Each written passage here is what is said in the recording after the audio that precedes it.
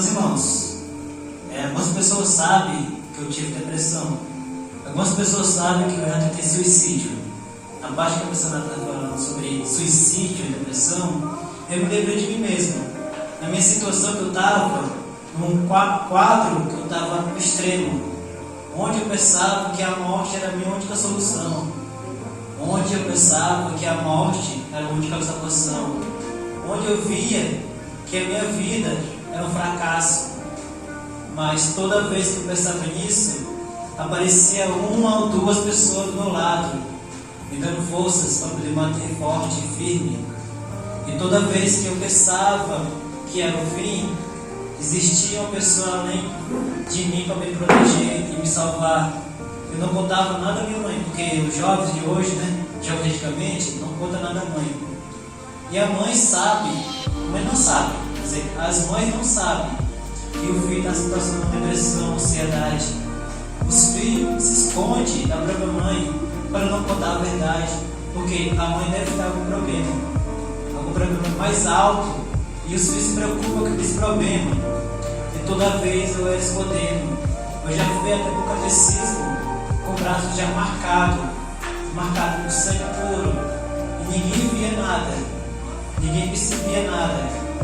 Eu cortava, que é o que uma pessoa com depressão faz, cortar, e que aquilo faça que os cortes venham até a corrente sanguínea. E a corrente sanguínea pode sim causar morte ou excesso de remédio. Eu tive outro quadro de depressão amorosa. É quando a pessoa fica dependente de outra pessoa. A dependência emocional é tão ruim que a depressão normal. A dependência emocional é tão pior do que a depressão normal. É o superior da depressão que você tem. Você pode causar até suicídio. E quando eu cheguei a esse quadro, eu estava perto de realmente cometer suicídio. Coisas. Para quem me conhecia antes, via meu estado depressivo. Eu treinava, eu praticamente treino. Porque toda pessoa que tem depressão tem que escolher alguma coisa para poder se manter firme e forte na vida. Eu escolhi o parkour, lá encontrei meus amigos, que hoje até eu conheço até hoje tenho contato com eles. Mas meu quadro depressivo era na escola, ninguém me dava apoio para nada, eu era solitário em tudo, porque toda pessoa que tem depressão, todo mundo acha que aquela pessoa se faz de besta, se faz porque está assim.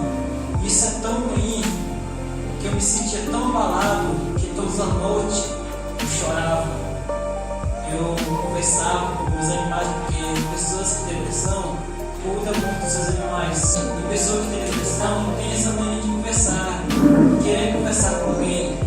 Veio dentro de mim uma coisa chamada Deus, que eu não conhecia antigamente. Aí uma coisa chamada Deus.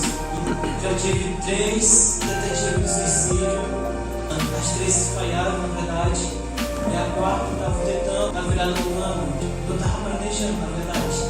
Era passando o dia numa pedra, e de lá no outro dia não apareceu mais. Sumi de frio, sumi da face da terra e todo mundo. Era esse os projetos.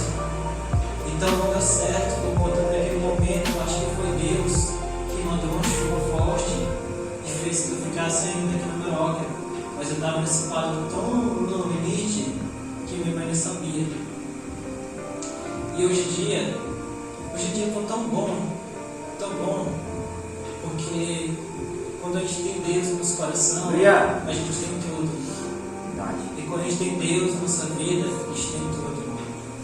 Hoje é tão bom estar aqui presente com os irmãos, glorificando o nome dele, que vocês me veem assim, sorrindo, alegre, divertido, pulante, todo animado, todo empolgado, mas você não sabe o que vai por dentro.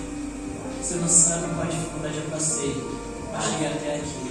Você não sabe o que eu superei ao chegar até aqui. Você não sabe qual foi as consequências que teve no ano passado. Eu já tive caso que no colégio eu era tão humilhado pelos outros que um dia os alunos me deixaram por lá. Fizeram um grupo em todo mundo, mas esqueceram de mim. Isso tocou no meu coração. Quando a pessoa está assim, sozinho, querendo um apoio de alguma pessoa, e não existe ninguém por perto, é difícil a gente ficar assim, pedindo a Deus. E eu não tinha ninguém para pedir. E assim eu conhecia algumas pessoas que tinham o mesmo caso de depressão como eu.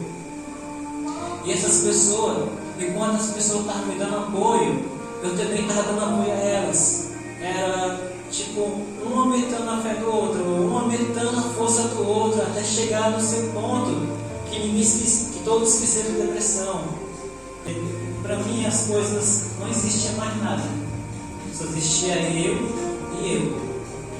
O resto eu esquecia. E assim, irmãos, toda vez que você estiver assim, triste, desanimado, lembra o que você já passou na sua vida. Eu lembro até que fosse hoje, quando eu cheguei em casa, minha irmã chorando. Toda vez que eu ia para casa, eu pegava minha irmã chorando. Isso é tão ruim quando a pessoa tem depressão. Pegar nossas mães chorando e eu venho aqui feliz, porque eu sei que o outro dia vai ser maravilhoso. Eu sei que o outro dia vai ser alegre. Eu sei que o outro dia vai ser tão bom que eu vou estar de novo em pé, vou ouvir o nome dele. Às vezes a gente esquece desse momento tão alegre da gente. Às vezes a gente deixa a tristeza pouco. Vai ficar alegre, porque uma hora ou outra as coisas podem vir, as coisas podem melhorar.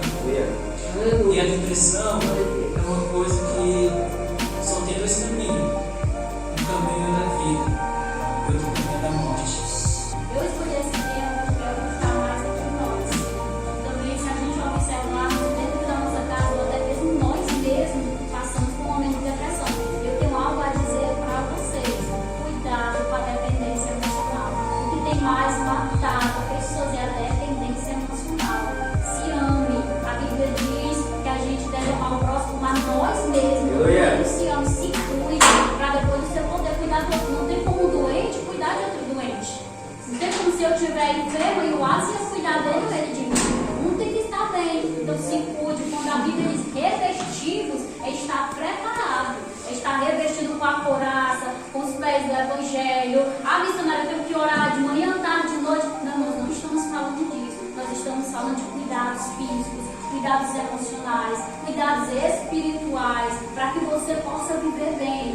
Então Deus, Ele tem suas maneiras de trabalhar para que venha salvar a tua casa, salvar a tua família. Mas depende de nós nos cuidarmos primeiro. E a depressão, a ansiedade, ela tem entrado em cada casa brasileira. Eu não estou falando de uma casa aqui, outra lá, é toda casa. Sempre vai ter um quadro de depressão na família. Então, Se alegre um pouco mais. Alegre um pouco mais. Se você está aqui na presença de Deus, alegre cada vez mais. porque hoje em dia é tão difícil a gente encontrar uma pessoa de confiança até mesmo dentro da igreja. Procura alguém que você confia, que você sabe que você vai relatar seus problemas, mas que não vai sair dali. Vai ser uma pessoa que vai te ajudar. Meus amados irmãos,